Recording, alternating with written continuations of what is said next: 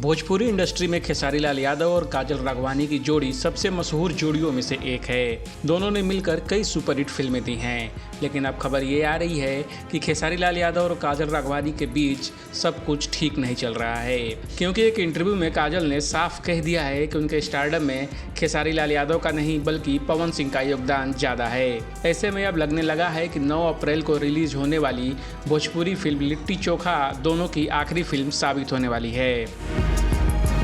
काजल राघवानी ने कहा, आज मैं जिस मुकाम पर हूँ वो मैंने कड़ी मेहनत से हासिल किया है। मुझे खेसारी लाल यादव या किसी अन्य कलाकार के साथ काम करने में कोई दिक्कत नहीं है, लेकिन खेसारी लाल यादव हर जगह मुझे बदनाम कर रहे हैं कि मैंने उन्हें धोखा दिया है, जबकि ऐसा कुछ नहीं है। मुझे गलत तरीके से प्रेजेंट किया जा रहा है। मैं गुजराती हूँ, शायद इसी वजह से मुझे टारगेट किया जा रहा है।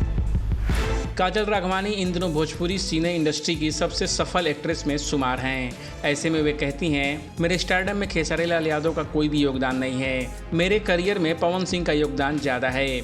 गाना छलकत हमरो जवनिया में मेरे और पवन सिंह के रोमांस को पब्लिक खूब पसंद किया था। आज भी ये गाना भोजपुरी में सबसे ज़्यादा सुना जाने वाला गाना है। ऐसा नहीं है कि मैं खेसारी और पवन के बीच किसी को भी चूज कर रही हूँ, लेकिन यही सच है। सोशल मीडिया में मिल रही भद्दी गालियों को लेकर दुखी काजल राघवानी ने कहा, मैंने अपने करियर में कभी किसी के बारे में गलत नहीं बोला। मैंने खेसारी लाल यादव पर किसी भी तरह के आरोप नहीं लगाए और नहीं कहा कि उन्होंने मुझे धोखा दिया। फिर भी खेसारी लाल मेरे बारे में बहुत कुछ बोल रहे हैं जो गलत है। मुझे लाइव आकर रोने की आदत नहीं है। मेरे लिए संस्कार और काम सबसे ज़्यादा इम्पोर्टेंट है। मैं सुलझी और समझदार हूँ। मुझे भोजपुरी फिल्म इंडस्ट्री को आगे ले जाने के लिए काम करना और सोचना है।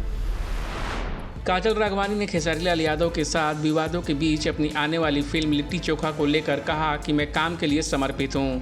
मैं खेसारी लाल को दुश्मन नहीं मानती। मैं एक्टर हूं और मुझे काम करने में मज़ा आता है। प्रोड्यूसर और डायरेक्टर प्रमोशन की बात कहेंगे तो मुझे करने में कोई दिक्कत नहीं होगी। बॉलीवुड और एंटरटेनमेंट की खबरों के लिए देखते रहिए ABV एंटरटेनमेंट।